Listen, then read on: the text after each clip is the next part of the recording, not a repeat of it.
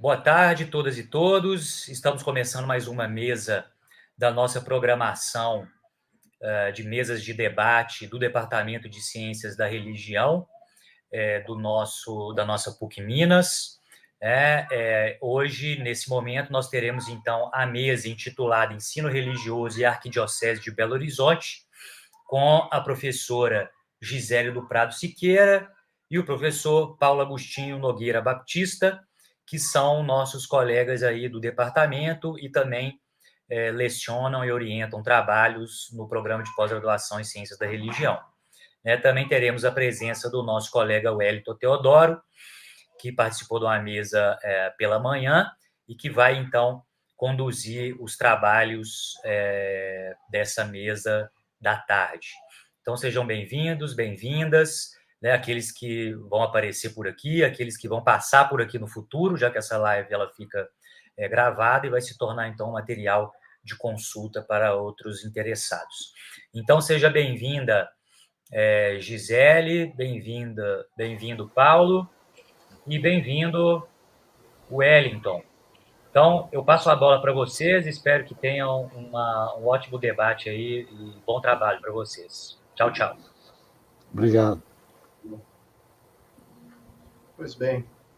Então, obrigado, Rodrigo. Saúdo a todos e todas que estão nos assistindo agora. E como disse o Rodrigo, que verão a seguir, nos dias seguintes, nos anos seguintes, essa live, E vamos tratar aqui do ensino religioso e arquidiocese de Belo Horizonte, com dois grandes especialistas no assunto, do ensino religioso no nível de Brasil, que é o meu colega de linha de pesquisa e programa de pós-graduação, Paulo Agostinho Nogueira Batista, e a minha igualmente colega, querida, Gisele do Prado Siqueira, também companheiros de linha de pesquisa, Aqui nessa live está a linha completa. Iniciaremos, então, com a professora Gisele. A partir de então, passaremos para o professor Paulo Agostinho. E as perguntas ou comentários que aparecerem, por favor, façam pelo chat para que, ao final, eu possa perguntar aos colegas. Então, Gisele, por favor, obrigado. Boa tarde a todos e a todas. É com muita alegria que eu participo desse momento. É um momento celebrativo, comemorativo, E aqui, então, trataremos um pouquinho da história do ensino religioso na Arquidiocese de Belo Horizonte, na formação do DAIG, com personagens tão importantes que colaboraram na construção de uma história que se torna referência numa mudança paradigmática no Brasil, Consideramos importante resgatar esses aspectos históricos para essa compreensão mais efetiva do que foi, do que é e do que será o ensino religioso, Nós temos, assim, que relembrar aqui alguns dados importantes, em especial que a formação, efetivamente, do Brasil e da educação brasileira, ela se constitui a partir de um projeto, de construção da instrução pública brasileira, desde o processo de colonização, com a presença de ordens religiosas, em especial dos jesuítas. Não são os únicos, mas são as ordens, dentre as ordens, é a que acaba se destacando um pouco mais, Nesse contexto da formação da instrução pública brasileira, nós temos, desde o início, a presença do ensino religioso. Claro que não com essa nomenclatura, até porque, naquele momento, o padroado régio, que consistia no acordo entre a Igreja e, até então, o monarca de Portugal, na formação colonial do Brasil, traz, então, a presença de uma evangelização a partir da doutrina cristã e da formação moral. Essa evangelização, então, refletia aspectos educacionais e dentre os quais, então, estava imerso o que hoje reconhecemos como ensino religioso. Mas, naquele momento, era chamado aula de religião, E até hoje, prepondera ainda numa linguagem bem popular, né, a designação para esse componente curricular, mas naquele período era a única forma de reconhecê-lo. A passagem, né, desses ensinamentos da doutrina cristã e da formação moral cristã se deu com alguns decretos já no início do Império, mas esses decretos ainda permaneciam o vigor dessa força, né, do padroado régio e, em especial, desse regime que, portanto, norteava o conteúdo a ser ministrado. Esse conteúdo de doutrina católica, né, e formação moral, ele torna-se instrução religiosa. Mas essa instrução religiosa, ainda fundamentada em toda a moral cristã, visava, portanto, o norteamento da organização das famílias brasileiras no período imperial. Então, a estrutura, né, familiar, os desígnios das funções e dos papéis sociais dentro, né, dessa função eram representativos daquilo que nos era apresentado como conduta moral cristã. Essa mudança de forma mais expressiva vai, então, ter representatividade no final do Império, né, com um decreto. Esse decreto é o 119A de 1890, que traz, portanto, uma separação entre Estado e Igreja. E essa separação, então, trouxe a extinção do regime de padroado. E essa extinção do regime de padroado, portanto, também vai ter reflexos na primeira Constituição Republicana do Brasil, que vai trazer no artigo 72 que o ensino será leigo.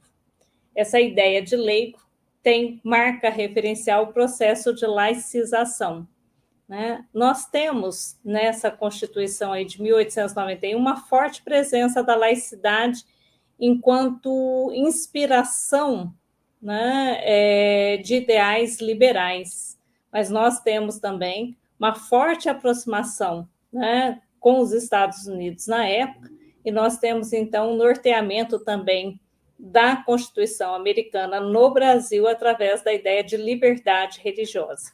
Então, há uma conjunção, né, de um princípio de garantia fundamental, que é a liberdade religiosa, reconhecendo a presença de acatólicos, né, assim é dito na legislação da época, né, desse período, mas também, com muita clareza, nós temos, né, os princípios de ideais da laicidade francesa que perpassam discussões daquele período. Então, liberdade religiosa e laicidade vão, então, marcar o norteamento, né, da educação brasileira, em especial do que nós reconhecemos como ensino religioso. Então, muitos estados brasileiros, nesse período, acabam não contemplando o ensino religioso nas suas grades curriculares, o que é bem diferenciado em Minas Gerais. Minas Gerais sempre manteve o ensino religioso e com forte acabouço teórico a partir da Igreja Católica, inclusive de uma militância católica em prol desse ensino religioso, da manutenção do mesmo. Então, nós temos expoentes importantes na designação mineira para a permanência, né? É também nesse período que começamos a perceber que há uma corrente de favoráveis e uma corrente de contrários ao ensino religioso. Mas em Minas Gerais, esse reflexo do que é considerado favorável se mantém e se torna, inclusive, referência para outros estados brasileiros. Nós vamos ter, então, a efetivação do ensino religioso na Constituição como uma disciplina facultativa em 1934, mas antes disso há um decreto em 1931 que já traz, né, no seu bojo, né, na sua acepção, a concepção de facultatividade, que se torna efetiva em 1934 e assim recorrentemente nas próximas constituições, assim como na que está em vigência hoje, de 1988, né, no seu artigo 210. Então, esses primórdios, né, da compreensão do ensino religioso histórico, eles se tornam importantes para percebermos que há uma influência, né, efetivamente cristã católica na sua designação, na sua luta pela permanência dentro do espaço escolar, e o mesmo é recorrente nos anos subsequenciais, né, do período republicano. Nesse período republicano, nós temos que considerar também uma forte expressão já da Igreja nessa militância pelo ensino religioso, mas também abrindo-se a possibilidade de compreensão de um ensino religioso diferenciado daquilo que foi implantado no Brasil colonial, que teve sucessão no Brasil imperial. Esse ensino religioso ele se abre a uma discussão, né, com outras tradições cristãs e não cristãs, e também reconhecendo, né, que o espaço escolar é um espaço efetivo para a presença daqueles que também não possuem religião ou até mesmo negam, né, a concepção de um Deus como ser superior. Isso foi fortemente, né, expressado por Gruen nos anos 70, quando percebe, 69, quando começa a gestar, e na década de 70, quando isso se torna publicado através do seu anteprojeto, do projeto, depois de subsídio à reflexão, trazendo, portanto, a referência de um ensino religioso que pode ser aberto a todos, com uma concepção antropológica.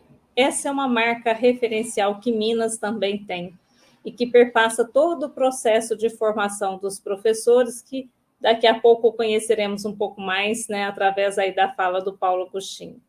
Então, esses detalhes, eles são importantes para que possamos perceber que em Minas Gerais também foi gestada essa mudança paradigmática, mesmo que nos aspectos legais, mesmo que no bojo de uma formação, de uma concepção de ensino religioso antropológico, muitos pensavam contrário a essa concepção de ensino religioso.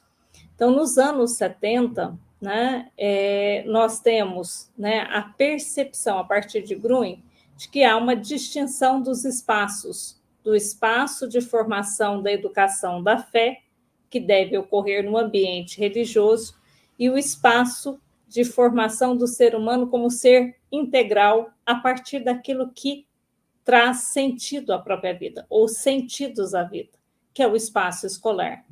Essa distinção, efetivamente, ela ocorre a partir da linguagem e também a partir da compreensão do que é o ensino religioso.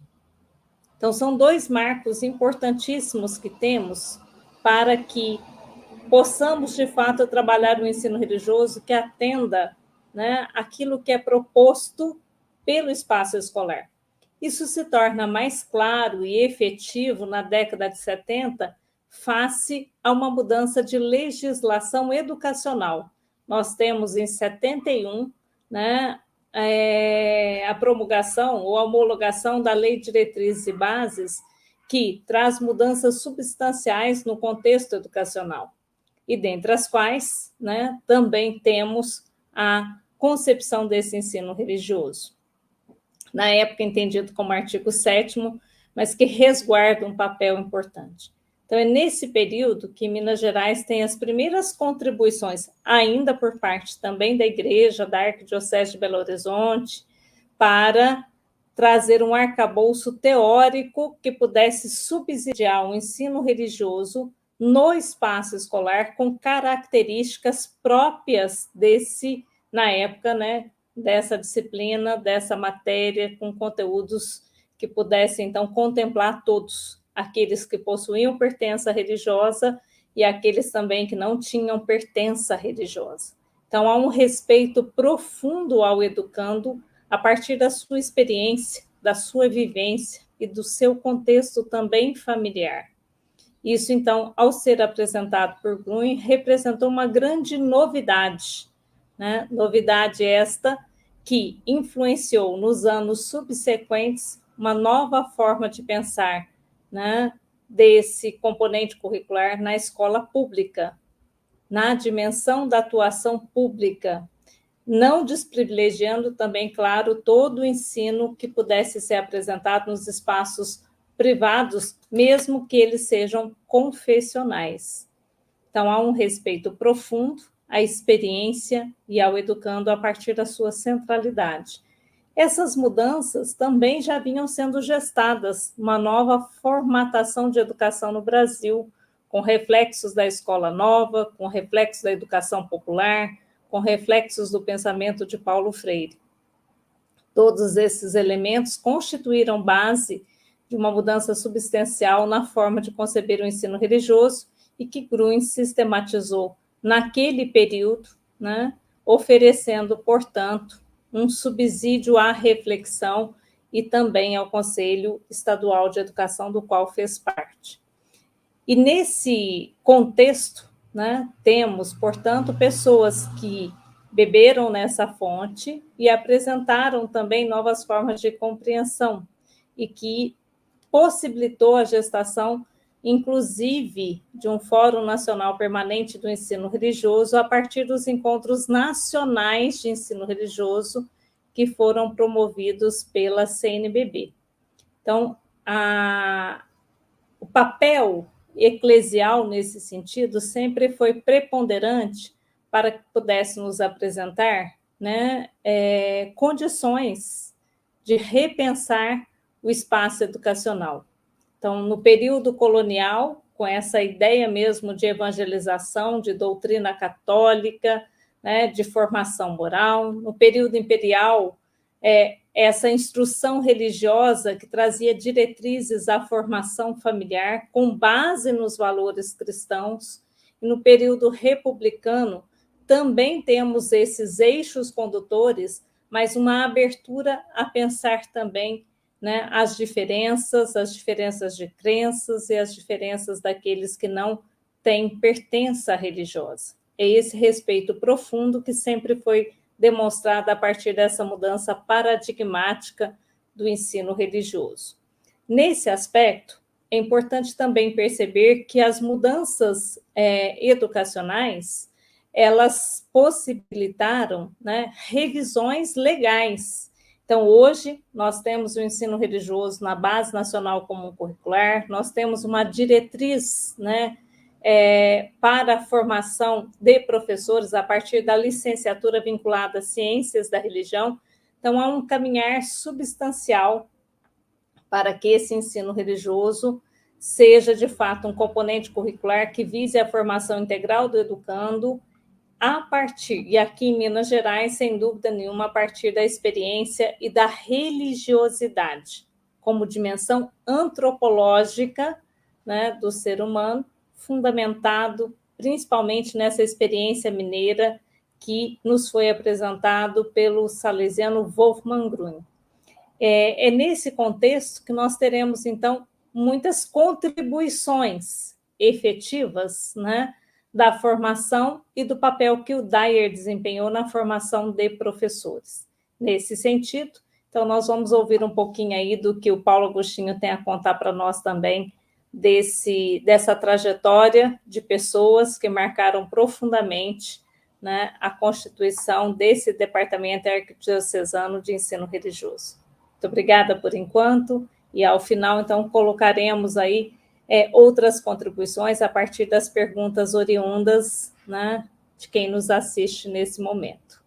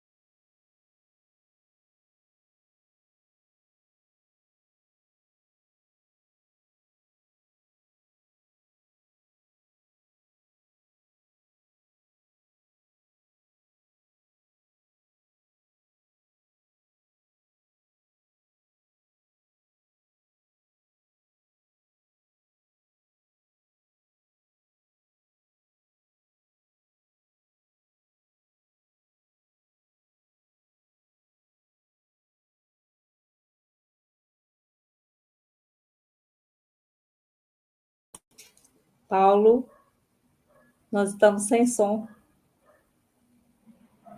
Por gentileza. Tá bom, gente. Desculpa aí, é que eu tinha desligado meu som justamente para não, não atrapalhar, né, o processo. Então, gente, vamos lá. A Gisele nos ajudou a pensar um pouco essa perspectiva histórica. E, infelizmente, a gente só consegue entender o que se vive hoje no ensino religioso com, né, a gente situar, né, o contexto desse processo, né? Então, para fazer esse trabalho sobre o Dayer, não foi muito fácil a gente encontrar o material primário, né, sobre esse departamento.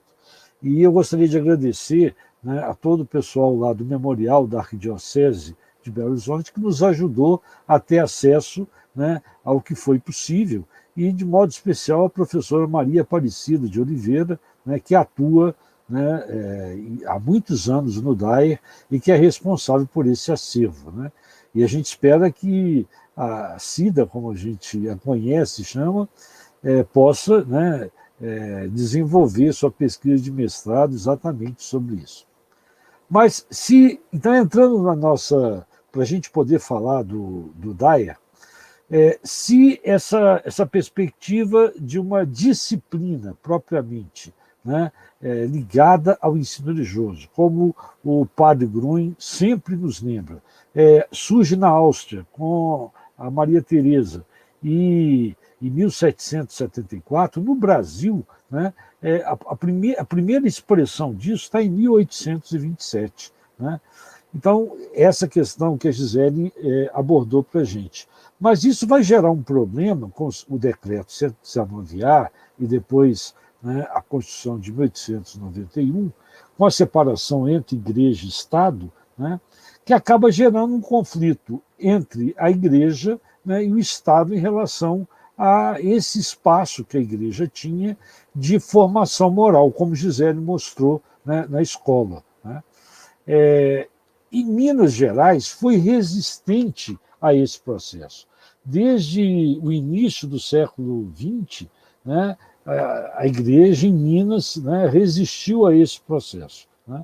Então, a história do Dayer, né, ela pode ter dois momentos importantes para a gente compreender aqui, né, essa memória. Ou o Dayer estará fazendo, ano que vem, 90 anos, ou o Dayer já fez 90 anos em 2018. Né?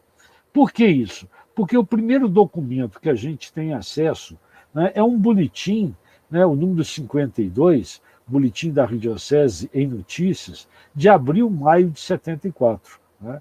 Por isso, gente, esse trabalho com documento histórico é muito importante, que é, né, a área, né, de formação do professor Wellington. Então, essa questão de trabalhar com documentação histórica é muito importante, porque sem isso a gente perde essa memória. Né? Então, ele apresenta o histórico do Dayer, né, e diz que ele foi criado em 70, fundado, né, pelo padre Álvaro Negro Monte em 1932, com a finalidade de promover o ensino religioso nas escolas primárias e grupos escolares da capital. Né? Então, nesse sentido, né, ano que vem completa, né, 90 anos. Né? Mas é interessante que há um documento, né, que não tem data, né, dos arquivos, né, do Dayer, que talvez coloca a hipótese dele ter sido criado, né, antes, né, em 1928, né, por ocasião, né, de um Congresso Nacional de Catequética. Né? E aí Dom Cabral teria criado, né, como resultado dessa assembleia, que ele cria, né, esse departamento arquidiocesano de ensino religioso e convida o padre Negro Monte para articular, né, os trabalhos da catequese e do ensino religioso. Dom Cabral, né, ele assume em 1922 a arquidiocese, e em 1925 Dom Cabral publica uma carta pastoral à Igreja e o Ensino. E ele cria a Associação de Educação e Ensino. Provavelmente essa Associação de Educação e Ensino vai ser, né, a precursora, né, da mantenedora que hoje cuida de toda essa área, né, de educação, né, da Arquidiocese de Belo Horizonte. Né? E ele cria também escolas populares ou paroquiais, né, que visavam dar instrução religiosa e cívica, além de estudar também matérias escolares, as primeiras letras. Né? Então, ali, o Dom Cabral, né, sempre trabalhou com duas questões importantes, que era a educação e a comunicação. Né?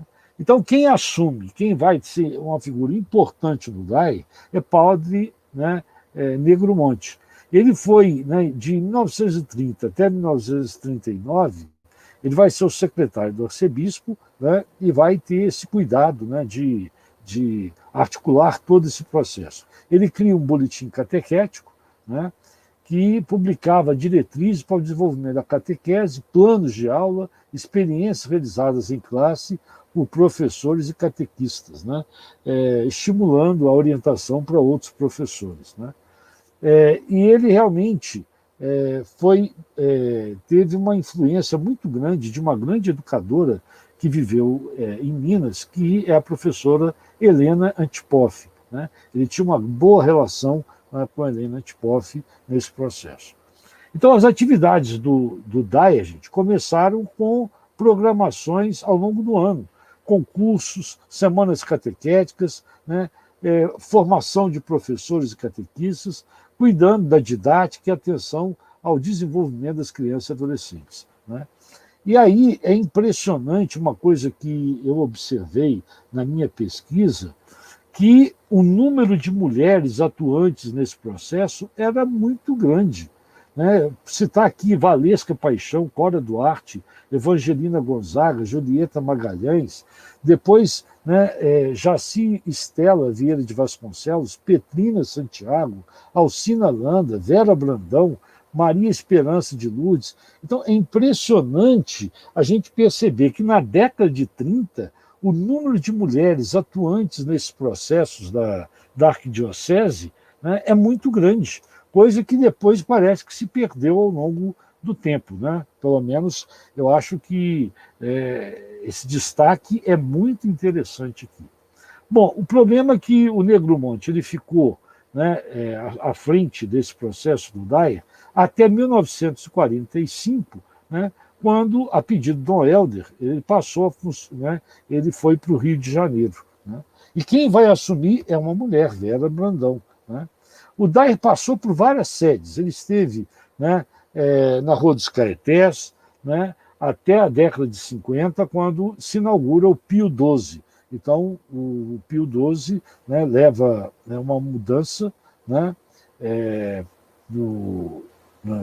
da sede oficial, né, né, e lá ele vai ficar praticamente 50 anos, até 1990. Né? E depois ele vai para o bairro Lagoinha, né, e provavelmente no final dos anos 90 é que ele vai, né, viver ali até ser trazido em 2017 para o memorial. Né? Quais são algumas pessoas que atuaram aqui? Na década de 70, o padre Tarcísio, que atuou nesse processo, né? Alguns padres conhecidos, como Nereu de Castro, Antônio Gonçalves, né? E algumas mulheres importantes nesse processo, que foi a Vilma de Oliveira Dias, que atuou com o Dom Cabral, talvez das leigas mais antigas atuando na arquidiocese, a irmã Maria Helena D'Angelo, e uma pessoa que atuou também, que é uma importante figura, que foi Frei Carlos Mestres. Né? Ele atuou também colaborando nesse processo. Né? Bom, aconteceu uma mudança nos anos 70, logo no início dos anos 70, que foi a mudança do nome do DAER para DAEC, D-A-E-C. Provavelmente ela aconteceu em 72. A gente não tem documentação, mas eu confio muito na entrevista que eu fiz com a Vilma Dias. Né? Então ela considera que foi em 1972. Então o DAER mudou esse nome, né? E também houve uma divisão de trabalho. Né? há uma separação entre a catequese e o ensino religioso, né, a partir de 1974. Então, a catequese vai ficar no primeiro andar do edifício Pio XII e o ensino religioso no 10º andar. Eu levanto uma hipótese, eu acho que é uma hipótese extremamente, né, válida e que é muito provável, que isso aconteceu por influência exatamente do Grun, né, que a Gisele fez referência, né? Justamente em 74 ele publicou, né, essa mudança de paradigma no ensino religioso, distinguindo catequese e ensino religioso. Então, essa separação acontecer exatamente nessa data, né, a gente não tem documento, mas essa hipótese, para mim, ela é muito segura, né, e, de fato, né, a separação acontece influenciado por essa visão do Grun, né? Veja, nos anos 80, né, a gente já vai só encontrar nos documentos a expressão da EC, né? E aí a gente vai ver, né, que houve uma ampliação ao longo do tempo das pessoas que vão assumindo esse processo, como Dom Arnaldo, né, Inês Broch, que é uma conhecida, né, figura que produziu muitos livros, a irmã Maria Helena D'Angelo, que eu já fiz referência, irmã Rosa, a própria Vera Brandão, irmã Alda, e o padre Antônio Francisco da Silva, né, muito conhecido como Padre Chiquinho, né? Então, esse livro aqui do Padre Chiquinho, né, é um livro importante para a gente conhecer um pouco essa história. Idas e vindas do ensino religioso em Minas Gerais. E ele aborda muito essa questão do Grun, né, nesse livro aqui, né? Bom, e é interessante que, a partir desses anos, né, na década de 80, né, começa um trabalho muito interessante da arquidiocese junto, né, aos espaços, né, escolares, né? Dom Serafim era o responsável pelo ensino religioso na região Leste 2, né? Então ele cuidava dessa situação. E, com frequência, havia reuniões com a participação de autoridades de ensino, da Secretaria de Estado de Educação, da Superintendência de Delegacias de Ensino, do Instituto de Educação, né, e também de representantes da Prefeitura. A gente tem que entender, gente, que nesse contexto ainda a ideia de cristandade ainda era muito forte, essa relação entre igreja e Estado, apesar do Grun ter feito, né, aquela proposta. O Grun, entre 78 e 81, ele foi membro do Conselho Estadual de Educação. E, nesse período, né, ele vai propor aquilo que ele tinha escrito em 74, colocando o objeto do ensino religioso, a religiosidade, uma dimensão antropológica, enquanto uma educação que cuida, né, das crianças e adolescentes na perspectiva da qualidade do sentido da vida, do projeto de vida, né, ele propôs isso ao Conselho Estadual de Educação, né? Isso foi debatido durante vários anos, né, mas, infelizmente, a pressão religiosa foi mais forte e o projeto não foi adiante, né? Mas ele foi incorporado por muita gente na sua prática, né, escolar. Eu fui aluno do Grun na década de 70, né, na Federal de Juiz de Fora. Grun é um dos fundadores, né, do curso de Ciências da Religião, um curso que completou em 2019, né, com a criação do seu colegiado, né, o departamento completou 50 anos em 2019. E é interessante que, na ata de fundação desse curso, ele já se previa, né, que o curso de Ciência da Religião seria o curso adequado para formar o docente de ensino religioso, né?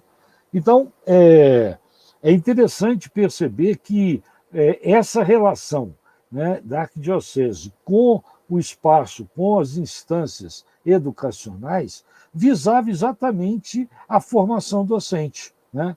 Por isso que o DAIR, naquele contexto, vai ser muito importante para dar formação docente, né? Gisele, eu e muita gente, né, Cantarella, Roberley, colegas nossos aqui, atuaram como docentes né, no DAER. Né? Eram cursos de 128 horas, né, e que habilitavam a pessoa para lecionar ensino religioso. Sem essa habilitação, não era possível, né, oferecer e lecionar ensino religioso. Porque, naquele contexto, era a autoridade religiosa que fazia isso. Hoje o pessoal acha, mas que absurdo. Mas isso existiu até a LDB 93, 94, quando coloca que os sistemas de ensino que ouvirão uma entidade civil sobre os conteúdos e a questão docente. Então, né, é um processo histórico, por isso que eu falei aqui no início, que sem a gente conhecer um pouco da história, a gente não entende, né, o que foi, né, oferecido. Né? Então, é interessante que o DAER, né, ele ofereceu vários cursos na PUC, na época, né, era chamada Universidade Católica de Minas Gerais. Eu tive acesso a um documento de 1982, né, é um certificado do Frei Luiz Antônio Pinheiro, né, que é assinado pelo Padre Alberto e a irmã Maria Helena D'Angelo. Né? Houve, né, então é interessante a gente perceber, né, essa situação. E o coordenador, né, e o chefe de departamento na época, né, que era o padre Sérgio Palombo, que era o chefe de departamento, né, que tinha feito a apresentação daquele primeiro documento de 74 que o Gruen publicou na PUC Minas, na Universidade Católica de Minas Gerais, mostrando a distinção entre ensino religioso e catequese. Né? Então, há um documento de 29 de maio de 78 que traz as atribuições do supervisor de ensino religioso para atuar na escola. Isso é inédito, né? Pensar em supervisor, né, de ensino religioso. Né? Como Palombo, em 78, era também chefe do Departamento de Educação, né, ele faz uma apresentação da proposta, né, do Gruen, né, sobre essas atividades de supervisão, né, que deveriam acontecer, né, nesse processo. Bom, deixa eu destacar aqui mais algumas questões. Então, veja, na década de 90 também a gente encontra registros desses encontros do Dom Serafim, né, com a Vilma, por exemplo, a Vilma Dias, né, com a Secretaria de Educação, contatos, né, com o secretário de Educação, na época, era o Otávio Elísio, né, e é interessante, né, muito antes da LDB colocar essa questão da criação desse grupo, né, já houve, né, a criação de uma comissão de ensino religioso que incluiria diversas denominações religiosas. Né? Ela foi aprovada pela resolução, né, 6.998 de 92. Né? Isso aqui, para quem estuda esse campo do ensino religioso, é muito interessante. Né? Antes mesmo da LDB, Minas Gerais já tinha criado uma comissão, né, de ensino religioso. É claro que outros estados já tinham comissões desse tipo, né? No Paraná, né, em Santa Catarina, no CIER, né, já existiam essas comissões. Mas aqui em Minas foi criado em 92, né, essa comissão. Agora, chegou um momento, gente, a gente não conseguiu perceber quando, porque não aparece aqui, o nome voltou de DAEC para DAER de novo. Né? Foi na década de 90, né, então houve essa volta do nome para o DAER. Então, gente, o DAER formou milhares de professores. Boa parte de muita gente que hoje atua como docente de ensino religioso passou pelo DAER. Pelo menos eu lecionei para muitas pessoas. Né? Veja, e como houve a mudança, né, com a LDB, aí essa característica do DAER ela vai se perdendo. Né? Veja que o primeiro curso, provavelmente no Brasil, de pós-graduação em ensino religioso, com 360 horas no PREPS, foi em 95. Né? Eu tenho quase certeza que é o primeiro, né, do país. É interessante, gente, que a PUC inventou a pós-graduação no Brasil. Né? Em 1974 surgiu, né, o PREPS. Né? O Brasil inteiro passou pela PUC fazendo isso. Né? Em 89, provavelmente a primeira pós também no PREPS que trabalhava a religião, filosofia da religião. eu tive a oportunidade de fazer esse curso. E também o primeiro curso reconhecido pelo MEC, né, foi a pedagogia com ênfase em ensino religioso. Muita gente que atua hoje também fez esse curso. Começou com o padre Chiquinho coordenador em 1996, em agosto de 96, e formou mais de 1.000, né, alunos. Então, essas mudanças todas na lei, né, aos poucos vai, né, mudando isso. Eu fiz aqui um levantamento de algumas pessoas que atuaram, né, só para a gente nomear aqui, além do próprio Dom Serafim, do Arnaldo, né, Antoniazzi, irmã Helena D'Angelo, Alda, a Vera Brandão e a Vilma, o Dom Werner, né, o padre Antônio Francisco, Juarez de Assis Braga, Dom Mol, né, na época padre Mol, Dejair Rossi, Marcelo do Carmo, Joel Maria dos Santos, que hoje, né, agora é bispo auxiliar, né, Dom Joel, e muitas professores, a própria Cida Maria Aparecida, Maria Lúcia, Ana Terezinha, Anísia, né, que é outra figura fundamental na história do ensino religioso no Brasil, o Cantarella, o Amauri, né, o Douglas Cabal, o professor Roberley, Tarcísio do Nascimento, né, padre Tarcísio, já falecido, a professora Suzana dos Santos Gomes, que hoje atua, né, na Universidade Federal de Minas Gerais, pastores como Antônio Maurício Guimarães, Irino Estevão Leite, né? Gente, é muita gente que eu não daria conta aqui de lembrar tudo isso.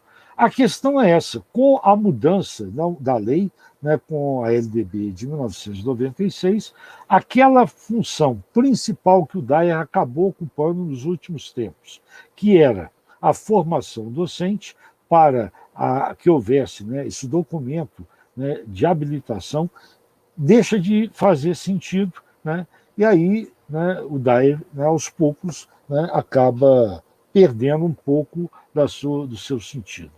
Agora, há um material muito rico lá que merece ser investigado, pesquisado, né, para que aqueles que querem conhecer um pouco mais dessa história possam, né, se debruçar sobre ela e encontrar essas questões aí. Eu acho que vamos dar uma paradinha, porque falei demais, né? E aí a gente, né, se tiver alguma questão, alguma pergunta, né, a gente pode abrir aí para o debate. Obrigado.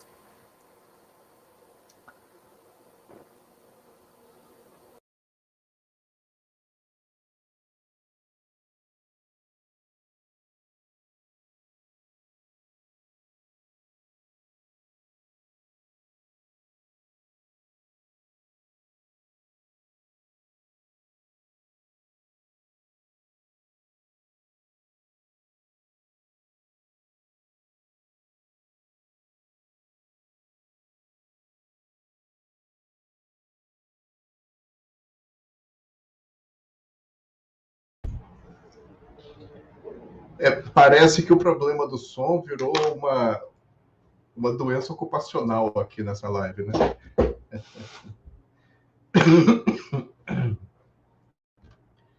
Pois bem, então obrigado, professor Paulo Agostinho, Gisele, professora Gisele. Vamos agora passar para alguma questão que as pessoas que estão assistindo possam ter. Temos aqui alguns comentários, né? A Solange parabenizando, e logo a seguir a Solange dizendo que está mudo, junto com o Flávio. Enfim, está sendo uma tarde rica, interessante, e eu pergunto se Paulo e Gisele teriam mais algum comentário, mais alguma fala, mais alguma observação, um sobre a fala do outro, que queiram acrescentar para nós.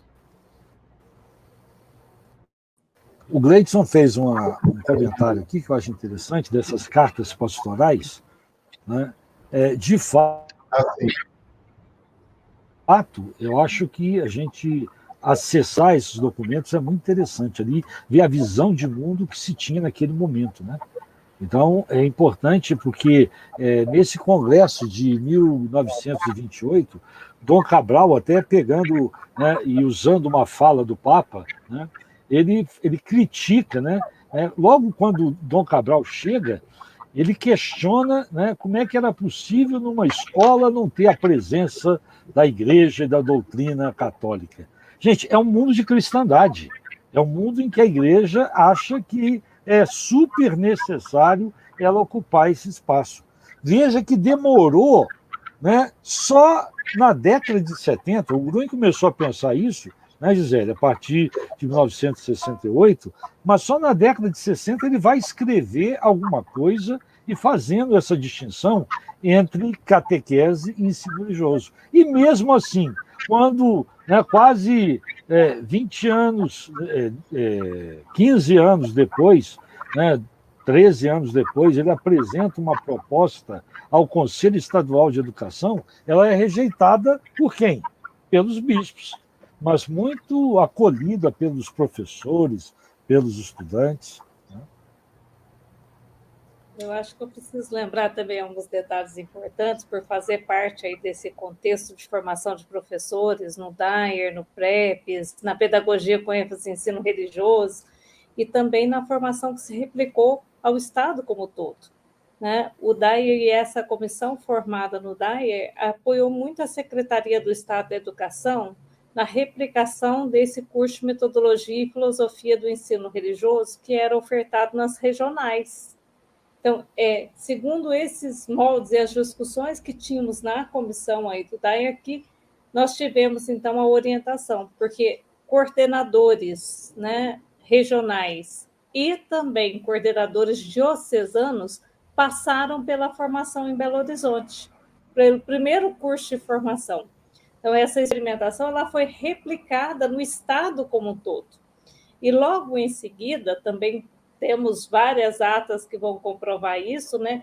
A comissão do Regional Leste 2 de Ensino Religioso contribuiu e muito para a elaboração dos conteúdos básicos de ensino religioso nos anos 90, depois, né, em 2014 até 2015, no CBC, e agora também com a redação, efetivamente, aí, da BNCC.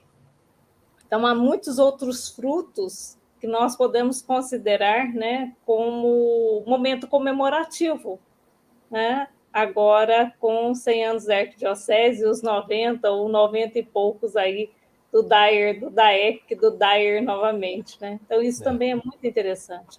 Ampliou-se, a amplitude do trabalho foi muito além de Belo Horizonte, da região metropolitana. E é interessante, Gisele, porque o Gruen até reconhece isso, né? Essa pesquisa do DAER, ela sairá agora, né, nos próximos meses, num livro, né, que a Arquidiocese está publicando, né, sobre os 100 anos da Arquidiocese, né? Então deve sair, né, esse capítulo e que tem a participação do próprio Gruen, né, nesse capítulo, né? E o Gruen fala muito bem, né, como é que o Negromonte era muito criativo na perspectiva didática, etc. Agora, é um processo longo, né?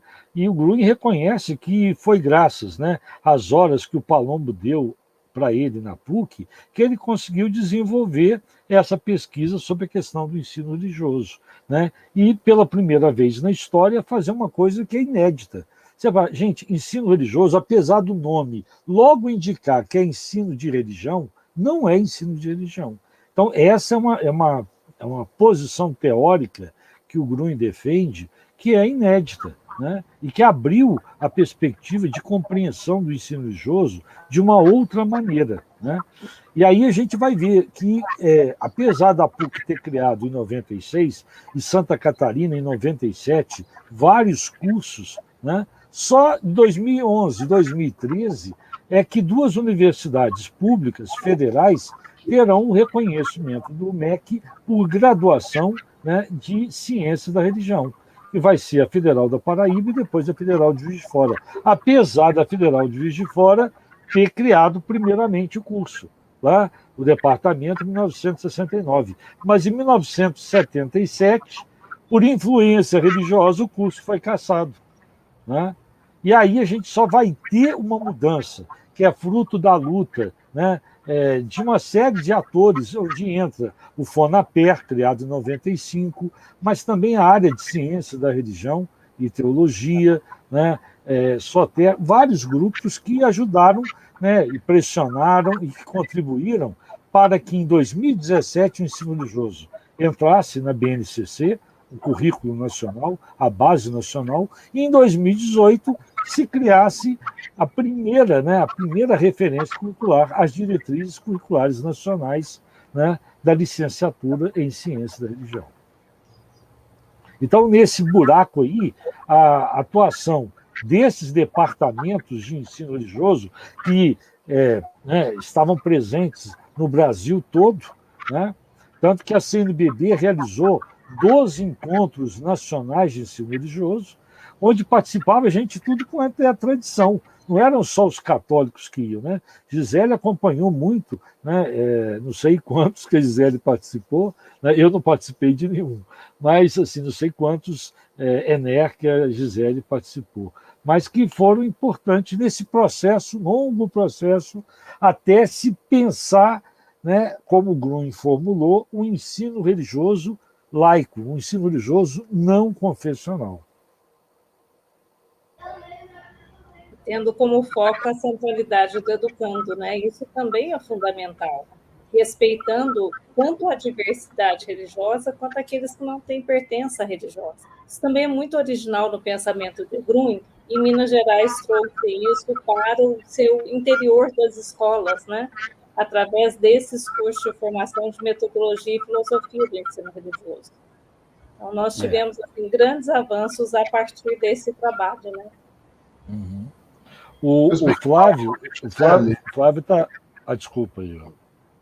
Sim, é sobre isso, Paulo. O Flávio perguntou quais eram os conteúdos ministrados na formação oferecida pelo DAE. Depois pergunta, na PUC Minas, a especialização em Ciências da Religião substituiu a especialização em Ensino Religioso em 2005. Antes disso, se falava na disciplina, suponho que seja Ciências da Religião ou Cultura Religiosa. O que é a CR, Flávio? E depois faz uma avaliação, uma asserção. Muito bom ter esse histórico apresentado pelos colegas Gisele e Paulo. Eu achei alguns documentos, está vendo aqui? Declarações de curso que eu participei, né? São vários aqui, da década de 80. Né? Então, por exemplo, vou pegar aqui, né, um desse material, Flávio. Antropologia, religiões, narrativas sagradas, tem uma disciplina interessante, duelo dos deuses, psicologia evolutiva, né, moral, ensino religioso, didática, né, eram conteúdos desse tipo, desse curso.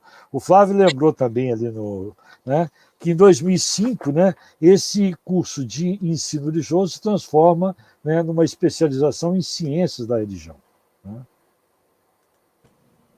Esse curso de metodologia e filosofia de ensino religioso, ele teve uma formatação única para o estado inteiro. Né? Ele foi ofertado de 92 a 2005, né? Em vários módulos. Ele era dividido em módulos, e sempre módulos de 40 horas. Então, ele tinha desde a introdução às ciências da religião, já tinha nesse período e constando aí, né, com as orientações, né, discriminadas na ementa e no conteúdo programático, até mesmo a metodologia e filosofia do ensino religioso. Tinha a filosofia da religião, ele constava de um arcabouço mínimo para que o professor já pudesse colocar-se, né, diante de uma linguagem das ciências da religião. Isso também é muito interessante. Né?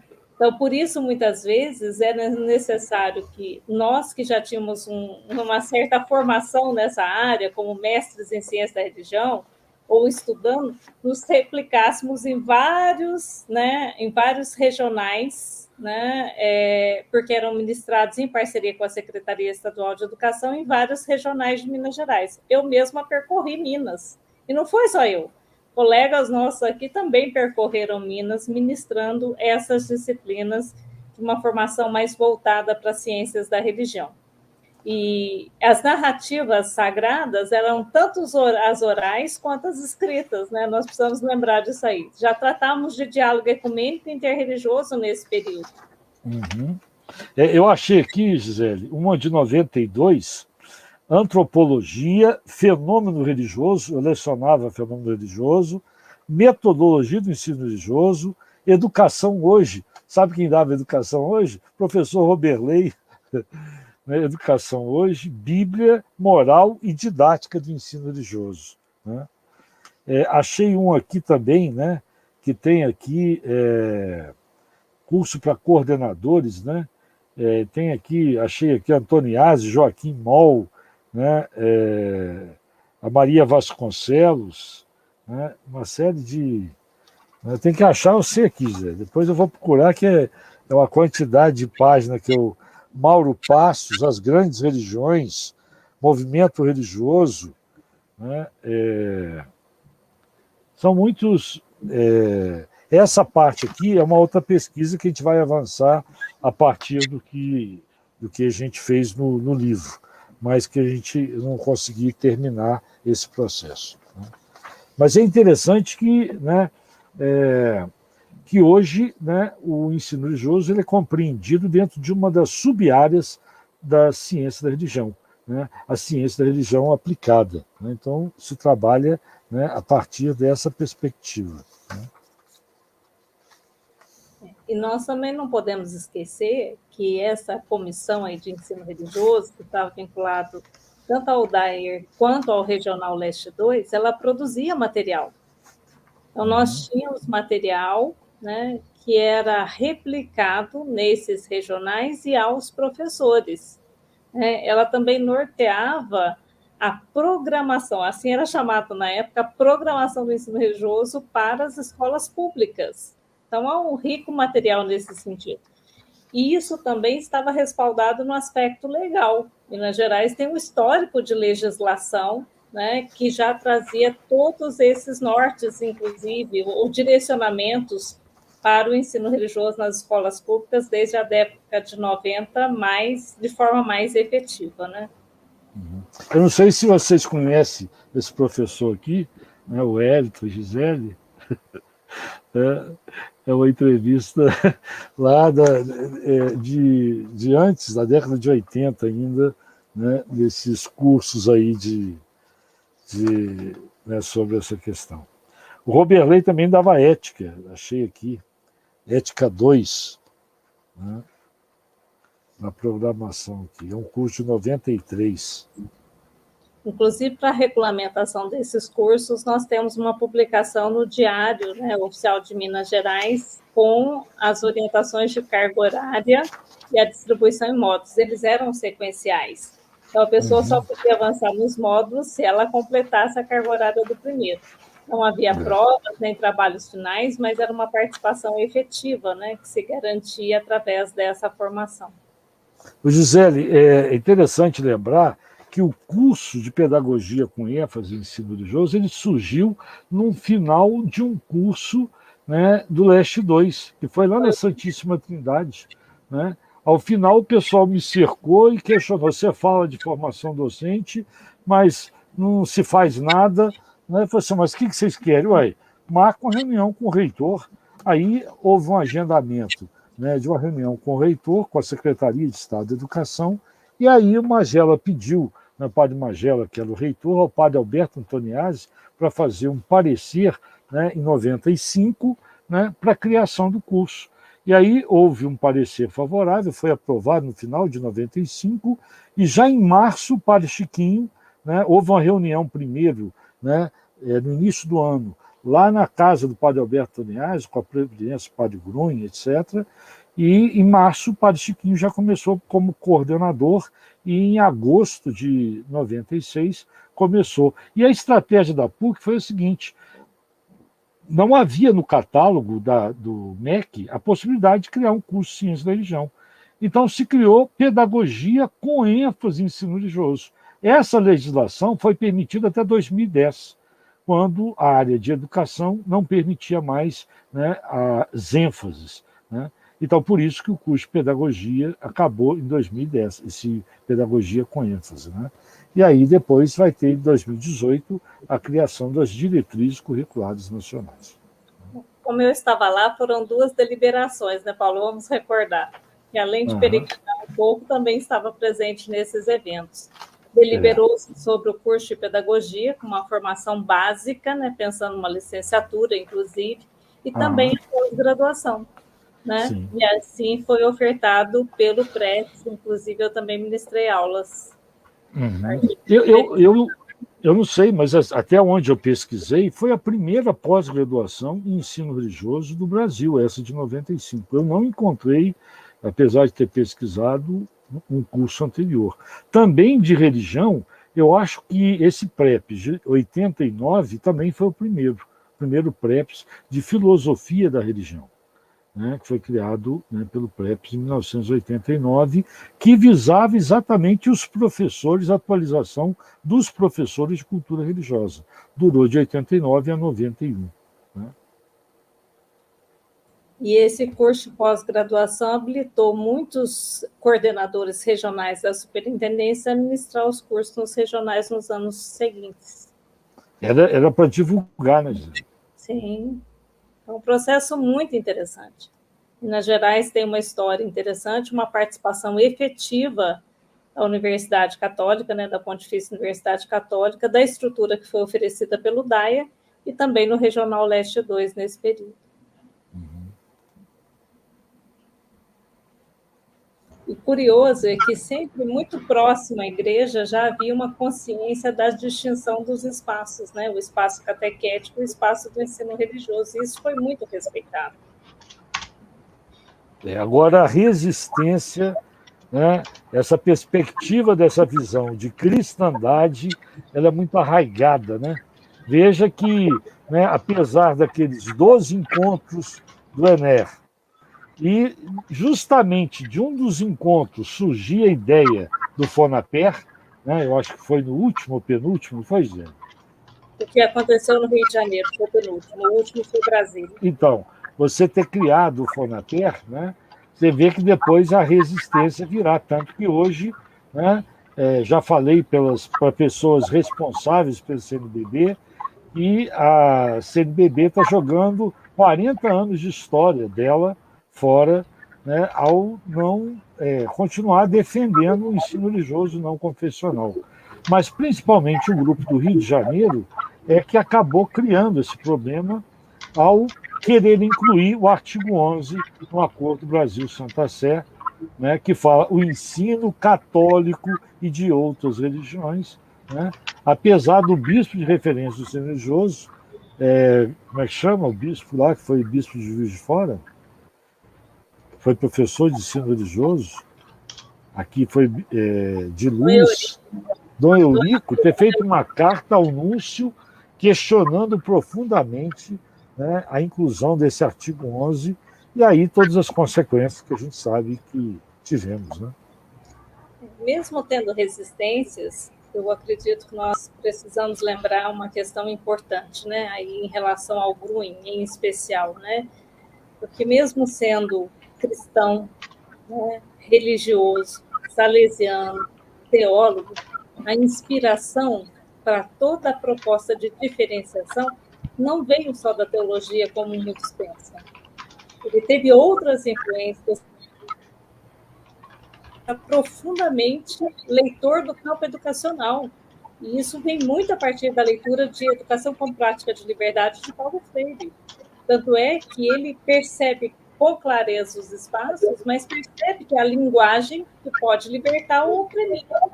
É a linguagem que pode diferenciar do elemento catequético e a linguagem que pode libertar para uma educação da religiosidade.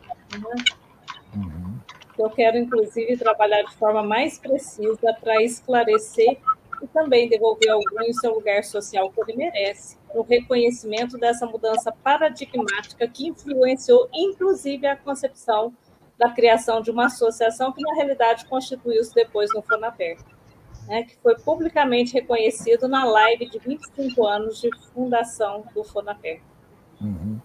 Agora, quando, Gisele, Você destaca tanto essa questão, por exemplo, da dimensão antropológica, da perspectiva da religiosidade, enquanto esse elemento que abre a perspectiva da reflexão sobre os sentidos da vida, né? Muita gente acha, então, quer dizer que o ensino religioso não vai abordar o fenômeno religioso. Como é que você vê essa questão?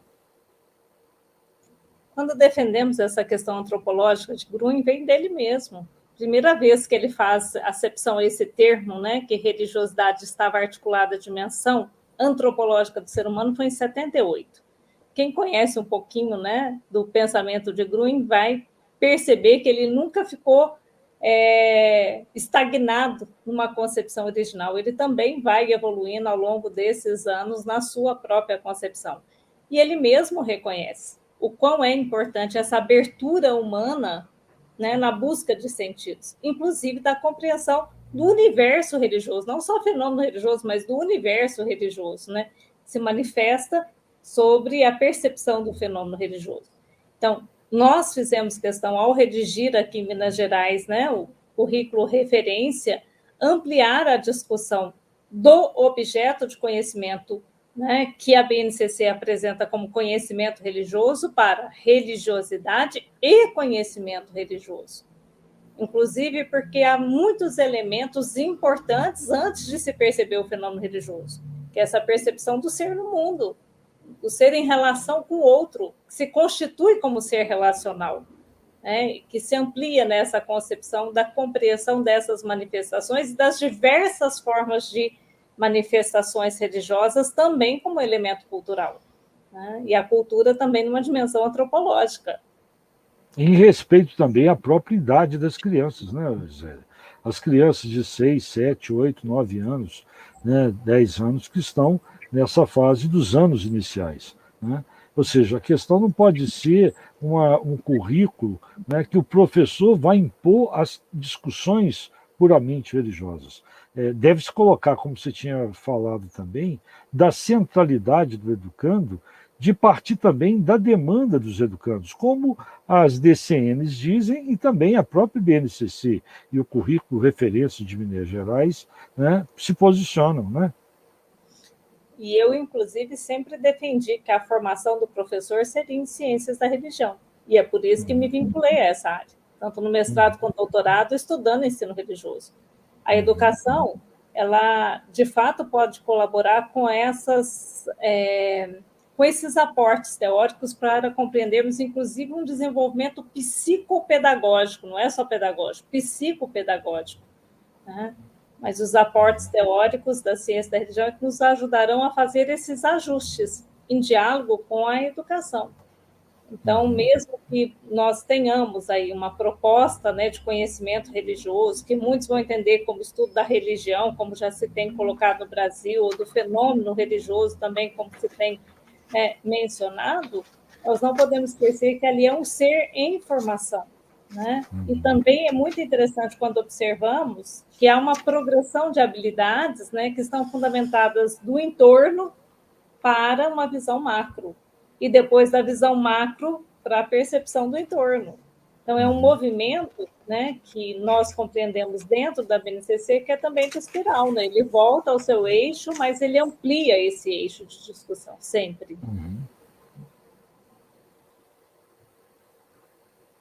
Alguma questão surgiu aí, Hélio? Não, o João Everton fez um comentário. Boa tarde, João Everton. O padre Grun, ele inova com o conceito de multiculturalismo, as reflexões para compreender o fenômeno religioso. Nesse último texto dele, né, que vai sair do livro na Arquidiocese, ele fala das mudanças bioculturais, né, Zé? É interessante essa preocupação que ele tem também com a geografia, né? Eu acho que Grun já está além, muito além, né? E como ele sempre revisita aquilo que ele mesmo escreveu, fica até um pouco difícil, às vezes, compreender, né? Ele revisita e amplia, revisita e amplia. Quando nós estamos falando alguma coisa, já está pensando adiante, né? Hoje ele já fala de geografia da religião, geografia cultural, ele fala da interculturalidade. Quer dizer, ele mesmo percebeu que não é multiculturalismo apenas. Eu achei engraçado na defesa da Jaqueline, deram a palavra para o Gru e falou assim, mas vocês não ficam só repetindo o que eu falei lá no passado, não. Eu já passei dessa. Então, assim, por isso que né, brincava lá comigo alguém na minha banca, né? Que esse negócio de pesquisar autor vivo é um perigo, né? Depois ele pode dizer que eu não eu já mudei, eu não penso isso, não. Então, a gente tem que... Eu não coloco o nosso, né, Paulo? Um decálogo. Eu já a gente tem que matar. Já tinha 14 pontos, e hoje, com certeza, nós temos muitos mais, porque ele já escreveu mais sobre isso. Ele tem. E ele, inclusive, né, numa conversa, a pessoa diz assim: vou dedicar os últimos anos da minha vida ao ensino religioso. É o que eu acredito que fará a diferença nas escolas. O Hélio, que é da área de história, tem que matar o objeto para poder pesquisar, porque aí não fala mais. A não ser que ele tiver uma carta escondida, entendeu? E venha a público depois. Aí, tá vendo? Me mataram para querer me calar. Então, verdade, o trabalho do historiador é bem mais fácil. Agora, os que trabalham com a história oral já têm uma dificuldade, né? Pois bem, a Solange Ribeiro fez um comentário, uma qualificação aqui, que serve tanto para o Gruen quanto para o Paulo Agostinho, né? Um sábio. Pois bem, mais alguma questão, talvez ainda há tempo de colocar. Solange, ela riu, suponho que ela concorde, né? Vale tanto, e vale para a Gisele também, no caso, uma sábia, né? O João Everton disse, ótimo saber, professora Gisele. Então... Eu acho que, assim, só queria completar, né? Eu acho assim, essa apresentação do Dreyer, ela é incompleta, como eu tinha dito, a gente falta, talvez, acesso a muito documento primário, né? A gente conseguiu alguns documentos, mas que às vezes são secundários, né? Não é muito fácil a gente ter acesso ao memorial, né? Então, eu acho que é um trabalho mesmo de ficar bastante amigo do pessoal que... eu escrevi também, junto com o Carlos Frederico, um texto sobre o diálogo interreligioso e o ecumenismo na arquidiocese, e realmente não é muito fácil você encontrar esses documentos, não. Mas tem aí, né, muita coisa a ser pesquisada, né? Eu acho que tem uma história ali importante a ser conhecida, né? Inclusive, a gente definir isso. Se ano que vem a gente comemora 90 anos ou comemora 92 anos do Dreyer, né?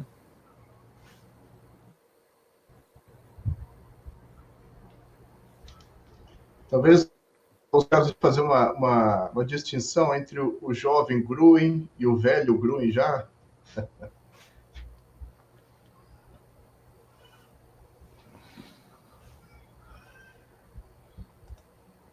Assim, a gente teve algumas oportunidades muito interessantes de tê-lo conosco, né? Em 2 colóquios, né, a gente tem gravado a participação dele, muito interessante, né? Teve uma participação que eu acho que não está gravada, que foi no Conselho Estadual de Educação, que ele se sentiu muito honrado de voltar, né?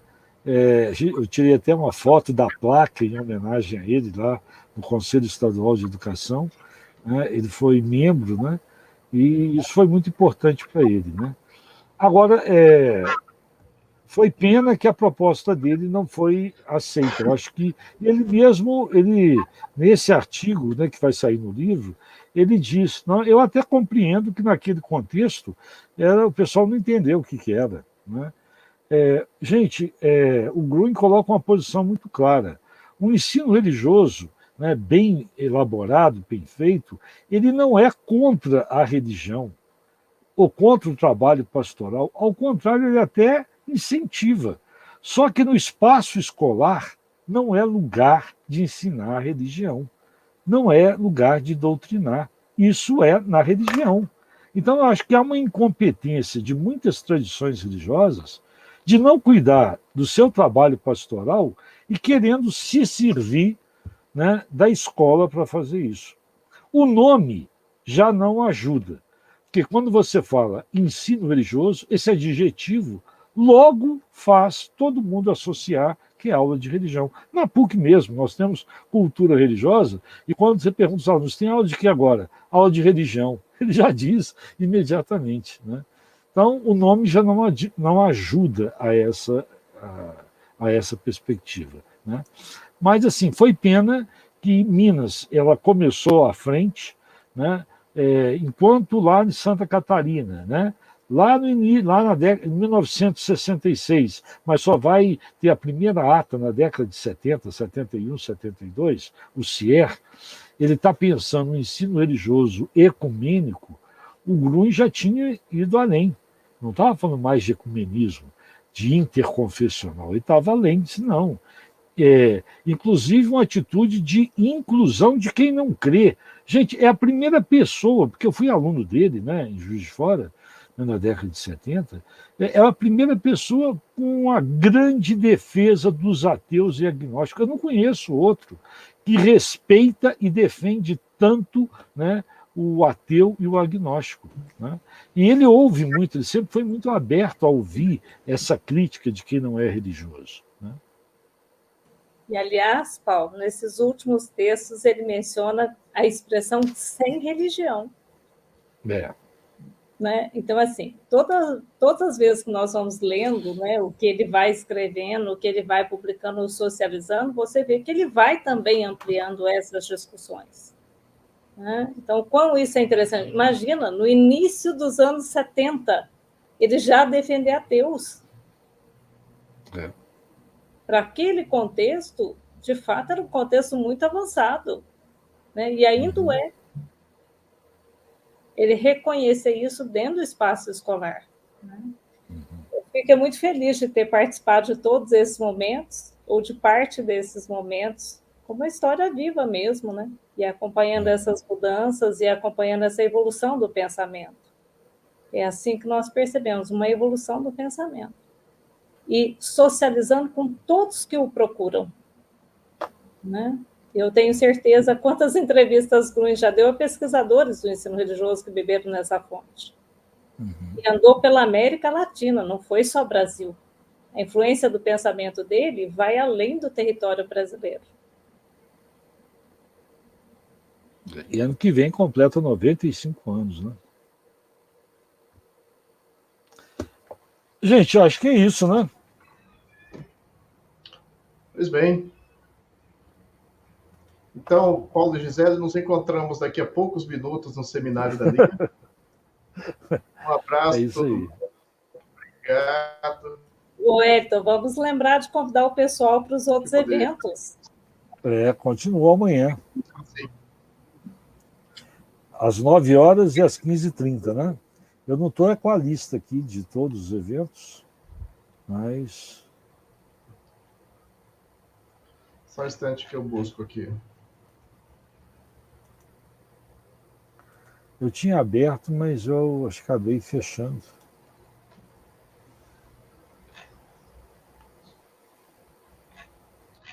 Amanhã, às 9 horas da manhã, a mesa o que dizem que sou. Senso religioso contemporâneo e suas concretizações na Arquidiocese de Belo Horizonte, com Pedro Ribeiro de Oliveira e Flávio Senra. E a última mesa desse evento, sobre os 100 anos da Arquidiocese de Belo Horizonte, ele será encerrado com a mesa 6, Pesquisação, Necessidades Encarceradas, uma roda de conversa conduzida pelo professor do Departamento de Ciências da Religião, aqui da nossa PUC Minas, Amarildo Fernando de Almeida, com a presença da Maria Tereza dos Santos, presidente da Associação dos Amigos e Familiares das Pessoas Privadas de Liberdade, e Maria de Lourdes Oliveira, que é da Coordenação Estadual da Pastoral Carcerária para a Questão da Mulher Privada de Minas Gerais. Acontecerá amanhã às 15h30. Duas mesas interessantes aí, uma de manhã e outra à tarde. Muito bom. Então, obrigado, boa tarde a todos. Seguimos nos vendo sempre. Paulo, até daqui a 10 minutos, né, Gisele? É isso aí. Eu vou tomar um cafezinho, daqui a pouco a gente encontra. Um grande abraço a todos e a todas, né? Fica aqui registrado o nosso respeito profundo pela Arquidiocese de Belo Horizonte, pelo DAIR, pelas contribuições que se efetivaram também no espaço escolar. Muito obrigada. É isso que também não custa lembrar, né, que se existe o programa de pós-graduação em Ciência da Religião, a gente deve isso a Dom Valmor, que logo que chegou na Arquidiocese já tinha essa preocupação, ele que foi professor, inclusive foi meu examinador no mestrado na Federal de Juiz de Fora, era professor da Federal de Juiz de Fora, então logo que chegou a Belo Horizonte, né, ele se entusiasmou e quis criar o programa de pós-graduação em Ciência da Religião. Então, nosso agradecimento também a Dom Valmor e também Dom Mol, que também foi outro entusiasta, né, que assumiu a vice-reitoria, depois a reitoria da PUC, e tem dado todo o apoio para o nosso programa. Obrigado aí nessas comemorações de 100 anos da Arquidiocese de Belo Horizonte. É isso, Paulo. E vale lembrar também que comemorar é comemorar juntos. O serviço é uma atividade comum, relacional, né, comunitária. O exercício de memória, o exercício de pensar o percurso histórico da Arquidiocese e de todos os seus alcances, né? Então, um abraço a todos. Muito obrigado. Até. Obrigada.